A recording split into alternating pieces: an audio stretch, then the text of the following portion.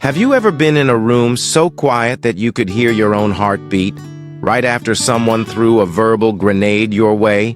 One careless remark, 1 second of silence, and suddenly, every eye is on you, waiting to see if you'll explode or rise above it. In that moment, power doesn't belong to the loudest voice. It belongs to the calmest presence. They just dropped a provocative remark. The air thickens. All eyes turn toward you, waiting for your reaction. Heat rises in your chest. Your tongue itches to respond, but deep down, you know, if you speak now, everything could collapse. Because real power doesn't come from the fastest comeback. It comes from mastering the urge to speak when the world is begging you to react. Those who can stay silent aren't weak. They're in control. They're the ones who own the battlefield. In a world addicted to noise, silence is not surrender. It's strategic restraint. Not every battle deserves your sword. Not every insult deserves your energy. As the Stoic philosopher Epictetus once said, we cannot control others, only our own reactions. That simple truth divides the free from the enslaved, the ones who master emotion from those ruled by it. Today, we'll uncover 7 situations where silence becomes your weapon, not your weakness. Especially situation number 5, where 90% of people lose control and destroy what they've built, simply because they couldn't stay quiet. By the end of this video, you'll know how to pull the emergency brake on your emotions in under 60 seconds and stay composed without saying a single word of defense. If that kind of strength speaks to you, subscribe now so we don't lose each other on this journey. Let's begin. Situation number 1. When someone provokes you on purpose. Not every insult deserves a reply. Some people don't attack to debate. They attack to drain you. The moment you engage, you've already handed them power. Picture this. You're at a family dinner. Your uncle smirks and says, "Still doing that little project? Thought you'd have a real job by now." The table falls silent. Everyone's eyes turn to you. Your heart pounds. Every instinct screams, "Defend yourself, prove him wrong." But that reaction is exactly what he wants. I learned this lesson through a colleague named David, a master of subtle attacks. In meetings, he'd drop comments like, "Interesting approach. I guess that's one way to do it." Or mock old mistakes with a grin. "Remember when you missed that deadline?" Classic. Each time I took the bait. I defended myself, corrected him, explained my reasoning. I thought I was standing up for myself. But the more I reacted, the more confident he became. His smirk widened, his tone sharpened, because my reactions were feeding him. Then one Tuesday morning, he struck again. Everyone waited for my comeback. But this time, I did something different. I paused, looked him in the eye, and said nothing. Just a calm nod, then back to my work. The silence stretched for 5 seconds. It felt like an eternity. His smirk faltered. Someone cleared their throat. The meeting moved on. He tried again the following week. Same result. Calm silence. Within a month, his comments stopped completely. Here's why it worked. Silence starves the ego. It's the one response that can't be twisted, mocked, or used against you. Provocators feed on reaction. They're not after truth. They're not after resolution. They're after control and an audience. Every sigh, every defensive word, every flinch you give them becomes food for their ego. When you respond, you hand them both power and pleasure. But when you remain calm, silent, composed, unbothered, you take away their oxygen. You show them their words carry no weight in your world. That's not weakness. That's mastery. As Marcus Aurelius wrote, "The best revenge is to be unlike him who performed the injury." In other words, don't become what you despise. When someone provokes you, they secretly hope you'll descend to their level, react emotionally, and lose your composure. But your silence keeps you above the battlefield. It denies them the satisfaction they crave, the chaos they want to see in you. However, there's another kind of silence that protects you, one that's quieter but just as powerful. It's the silence you hold when politeness becomes intrusion, when a question isn't asked out of care, but curiosity coated in sugar. Situation number 2, when someone asks invasive personal questions. Some questions aren't curiosity, they're boundary tests. And the moment you answer them, you've already failed the test. You know the type. So why are you still single? How much do you earn at that job? Why haven't you had kids yet? They drop these questions into a peaceful conversation like stones thrown into still water. And suddenly, the room ripples. Your chest tightens. Everyone turns toward you. You feel cornered. If you answer, you open yourself to judgment. If you stay silent, you risk seeming defensive or cold. I once watched my sister face this exact moment. It was our grandmother's 80th birthday, a happy, crowded gathering filled with laughter and cake. My sister had recently left a long-term relationship, something tender, still healing. Within 15 minutes, a distant aunt approached her near the dessert table. "I heard about you and Michael." "What happened? Did he cheat?" I saw my sister freeze, torn between honesty and self-protection. Her instinct said, "Explain." So she did. She calmly told the truth, that they'd grown apart, had different goals, still respected each other. The aunt nodded with empathy, even touched her arm, saying, "Oh, I understand, dear." But 2 days later, my sister got a message from a cousin. The same aunt had spent the rest of the party retelling her story, adding dramatic details that never existed. What was meant as vulnerability had become entertainment. Her pain turned into gossip for people who had no role in her healing. 6 months later, another family event. Another relative, same question. But this time she was ready. With a warm smile, she simply said, "I appreciate you thinking of me, but that's really personal." Then she turned the conversation. "By the way, how was your trip to Colorado?" The relative blinked, paused, and within seconds, started talking about hiking and scenery. No drama, no gossip, no repeated question ever again. That's the power of graceful silence, firm boundaries disguised as kindness.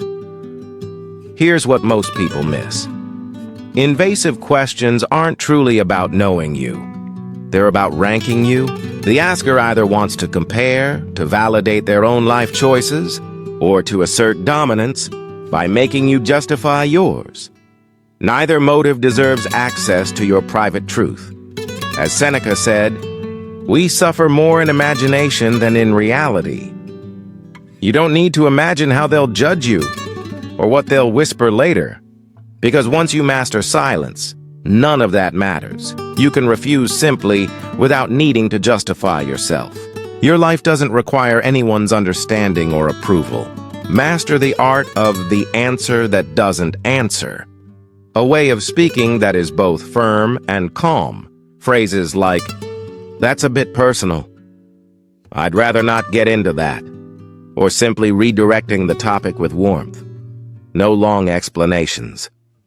No justifications. Your boundaries are not up for negotiation. And silence itself is the strongest shield that protects them without creating conflict. If you've ever experienced the power of the answer that doesn't answer and felt the peace it brings inside, share a comment below. I choose privacy because who knows, your story might help someone struggling with the same thing right now. But the next situation is much harder because this time the enemy isn't someone else. It's your own emotions. That burning anger inside urging you to say something right now. Situation number 3. When you're angry and could say something you'll regret. Anger speaks fast, but regret listens slowly. The words spoken in anger may never be taken back, but the words you hold back in time can save everything. Imagine this. Your partner forgets something important for the 3rd time this month. Or your boss publicly takes credit for your work in front of the team. Your blood boils. You have the perfect comeback in your head. Sharp, painful, and absolutely true. Just one sentence. And they'll know exactly how you feel. But once you say it, there's no undo button. I learned this lesson at 26 during an argument with my father. We were fixing up our old house together. For weeks, small frustrations kept building up. He had his own way of doing things, often ignoring my input, and more than once, he'd make remarks about my life choices. Then that Saturday morning, he criticized the way I installed a cabinet, and something inside me snapped. I opened my mouth, ready to let the words cut like a blade. You never trust me. You always have to be right, and you never respect me. Those words were right there, and in my mind, they were all true. And if I had said them, they would have fallen like a bomb. But in that split second, I stopped. I remembered an argument 2 years earlier, one where I didn't hold back and said things just as harsh. The result? My father and I didn't speak for 4 months. Those words were accurate, but I realized something. Being right is not the same as being wise. So I set down the screwdriver, walked out to the porch, sat down, and just breathed 5 minutes. Just 5 minutes. But enough for my heart to cool. When I came back, I simply said, I need a break. Let's finish after lunch. He nodded. We ate in silence. That afternoon, after the work was done, he handed me a beer and said, I know working with me isn't easy. Thanks for not walking away today. That was the first real conversation we'd had in years. And I understood, and if I had said those cruel words that morning, that moment would have never happened. The brutal truth about anger is this. It's not the enemy, but it's not the commander either. Anger is a messenger. It tells you a boundary was crossed, that something truly matters to you. But it should never be the one making your decisions. That tiny pause, the space between the emotion exploding and the words escaping, that's where your power lives. Silence in that moment isn't weakness. It's the line between temporary relief and permanent damage. As Epictetus once taught, first, learn the meaning of what you say, then speak. In anger, we don't say what we really mean. We say what will hurt the most. Silence helps you separate truth from the poison of emotion. So when anger rises, do this.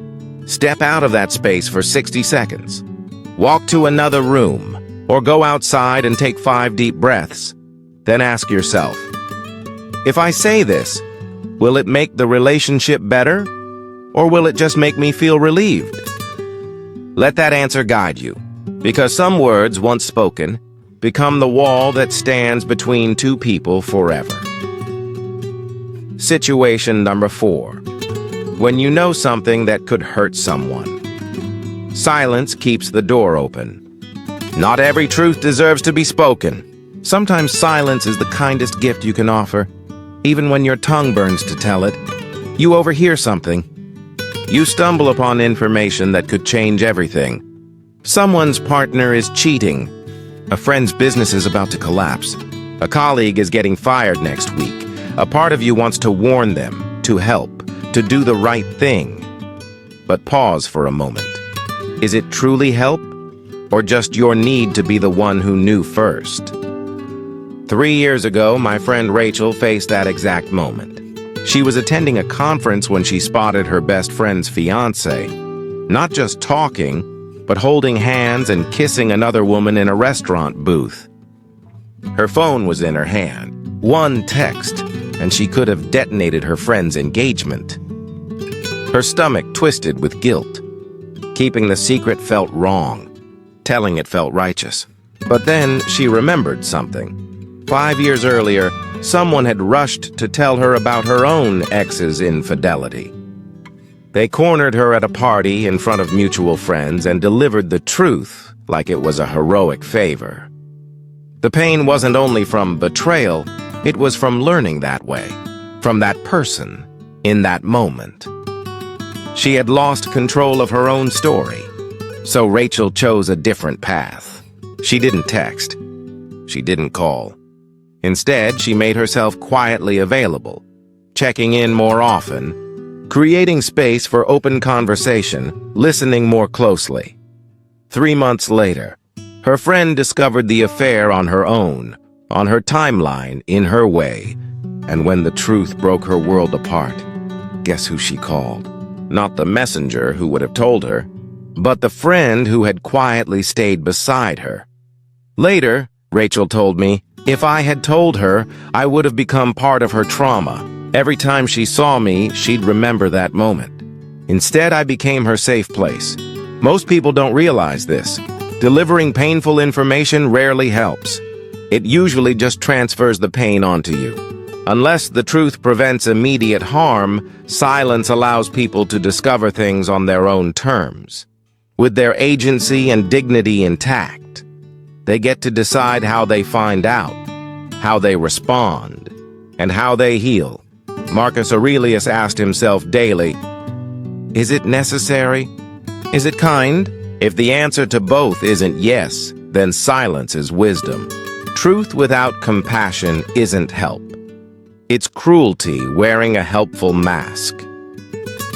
Before you speak, ask yourself honestly, am I saying this to help them or to relieve my own discomfort from knowing? If it's the latter, stay silent. Be present. Sometimes the most loving thing you can do is carry the weight quietly and let them find their own path to the truth.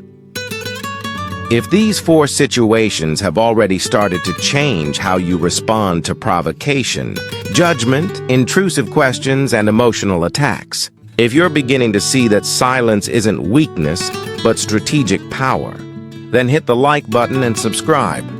We still have 3 more situations ahead, and these are the ones that will save your relationships and protect your peace when emotions run high.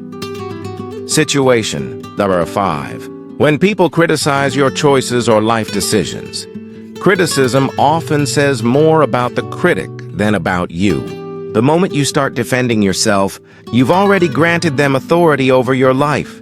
You're making a mistake. I wouldn't do it that way. You're going to regret this. Unsolicited advice, wrapped in judgment. Your instinct screams, explain, justify, prove you've thought this through. But here's the truth beneath their words. Your choices make me uncomfortable. Because they challenge the way I see the world. Criticism often reveals more about the critic than about you. The moment you start defending yourself, you're silently saying, your opinion matters more than my peace. And that's exactly how you hand them authority over your life. I saw this unfold with my cousin James, a man who walked away from a 6-figure corporate law career to become a woodworker. Overnight family dinners turned into interrogation rooms. What about your retirement plan? You spent 7 years in law school for this? What will people think?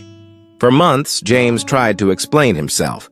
He spoke about values, about mental health, about wanting a life that felt real instead of impressive. But the more he explained, the worse it got. Because they weren't listening to understand. They were listening for a confession. They wanted him to admit he'd made a mistake. Why? Because his courage to choose differently made them question their own choices.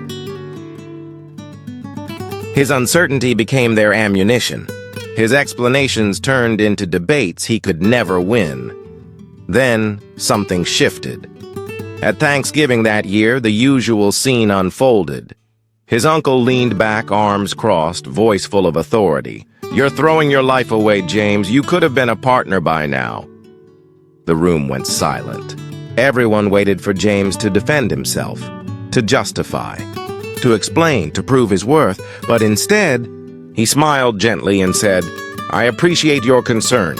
Then, after a calm pause, he asked, "By the way, how's your golf game going these days?" The shift was immediate. Subject changed. No justification, no argument, no emotional tug of war. His uncle blinked, stammered, then started talking about his golf handicap. And that was the end of it. The topic of James's career mistake never came up again. Here's why this works. When you defend your choices, you imply that they need defending. You place your worth on trial. You grant the critic the authority to question your life. But silence or a calm acknowledgement like, "Thank you for your concern," says something far more powerful. "I've made my decision. It's mine to make. Your approval isn't required." That quiet confidence is unsettling because it removes their power completely. 2 years later, James's woodworking business was thriving. Some of those same relatives who once doubted him were now boasting about his handcrafted furniture to their friends. But here's what mattered most. He didn't need success to prove them wrong. His silence had already proven something deeper, that he never needed their validation to move forward. As Seneca wrote, "If you live for people's approval, you will die from their rejection. Your life is yours to design, not theirs to audit. And silence is what protects that sovereignty." So next time someone questions your path, smile, breathe, and say, "Thank you for sharing your perspective." Then move on. Don't explain. Don't debate. Don't justify. Just keep walking your path. Because the right people will respect your direction, even if they don't understand every step. Success has its own voice. It speaks for itself, but only when you let it. And sometimes the loudest statement you'll ever make is choosing not to explain yourself at all. Situation number 6. When you achieve success and others are watching.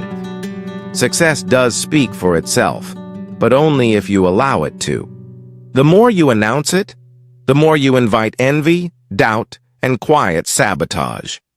You just closed a major deal, got the promotion, reached a goal you've worked toward for years. The urge to celebrate publicly is overwhelming. You want to shout it from the rooftops. But watch what happens when you broadcast your victories too widely.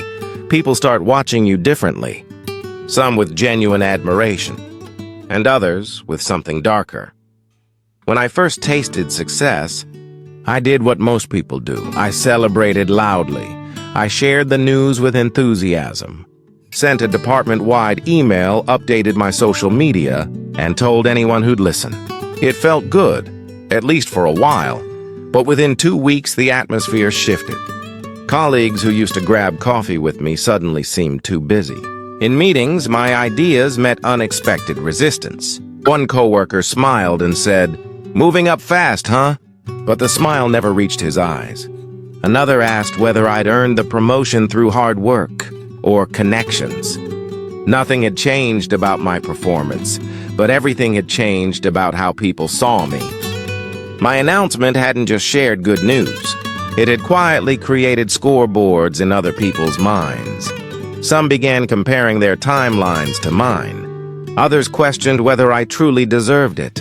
And a few, though they'd never admit it, were waiting for me to stumble so they could feel steadier about their own place. 6 months later, it happened again. Another promotion. But this time I handled it differently.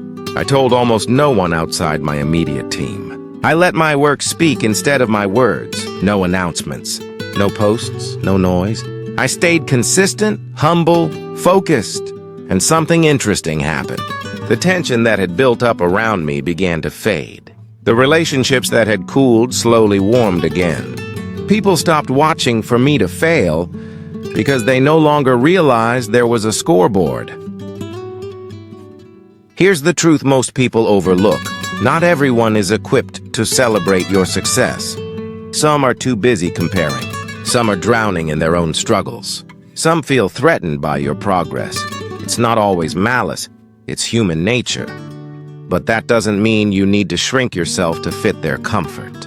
It simply means you must be strategic about who you share your wins with.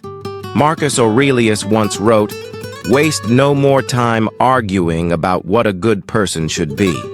Be one. Do the work. Let results be your voice. Celebrate quietly.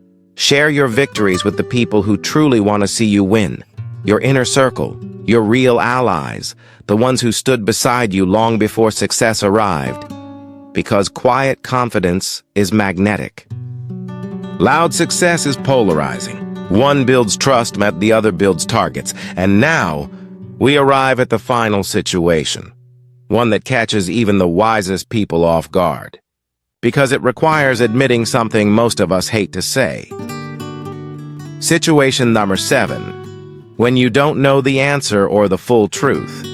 Saying, "I don't know," is not weakness. It's intellectual honesty. But filling silence with guesses, half-truths, or confident lies, that's how credibility dies. Picture this. You're in a meeting. Someone asks a technical question. You don't have the answer. Panic floods in. Your mind scrambles to sound competent instead of speaking 5 simple words. "I'm not sure right now." So you guess. You hedge. You try to sound confident, hoping no one notices. But every small bluff chips away at trust. I once watched a colleague, Tom, destroy his reputation this way, slowly, quietly, over 6 months. Tom was brilliant, sharp, articulate, hard-working. But he had one fatal flaw. He couldn't stand not knowing. In client meetings, when asked a question he couldn't answer, he improvised. He'd use vague phrases like typically, generally, or in most cases. It sounded polished, harmless even. Until one day, a client acted on one of his uncertain answers. The recommendation failed. When they came back asking why, Tom had to confess he'd been guessing. The client wasn't angry because he didn't know. They were angry because he pretended to know. The contract was canceled. What stayed with me was what our manager said afterward, a single sentence I never forgot. If Tom had just said, "I don't know, but I'll find out and get back to you within 24 hours, we would have respected him more. After that incident, no one trusted anything Tom said anymore.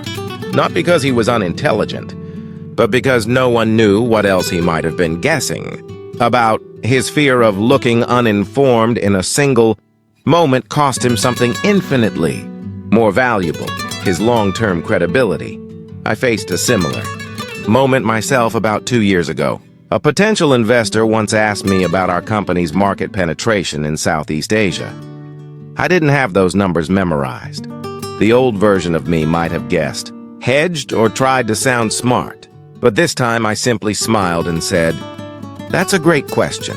I don't have those figures with me right now, but I'll send you a full report by tomorrow morning." The investor smiled back. "I appreciate the honesty," he said. Too many founders bluff their way through these conversations. 3 weeks later, we closed the deal. And that's the paradox of trust. People respect the words, "I don't know," far more than they respect confidence built on fiction. Admitting what you don't know doesn't make you look weak.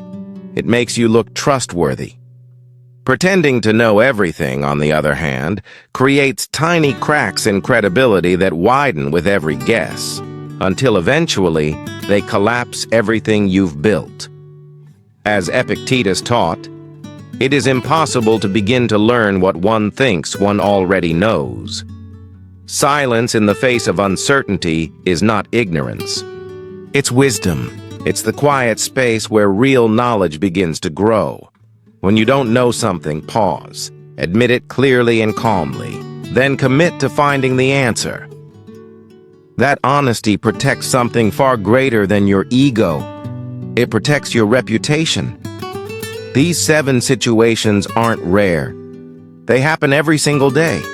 At work, in relationships, in casual conversations, even within your own thoughts. And mastering silence in each of them doesn't make you passive. It makes you powerful. Because silence is not the absence of power. It is the refusal to waste it. In all 7 of these situations, silence gives control back to you. It allows you to keep your peace, boundaries, relationships, integrity, sovereignty, safety, and credibility, all through one skill, knowing when not to speak. Marcus Aurelius once wrote, "You have power over your mind, not outside events. Silence is that power in motion." So here's my challenge for you. Pick one of these 7 situations. The next time it appears, practice silence. Not as avoidance, but as strategy. Watch how much power you reclaim simply by not reacting. If this message resonates with you, subscribe for more Stoic wisdom that applies to real life. And like this video so others can discover the quiet strength of strategic silence. Seneca once said, "Silence is a lesson learned from the many sufferings of life. So learn that lesson now. Choose silence. Choose strength." Thank you for being here. Until next time, stay stoic.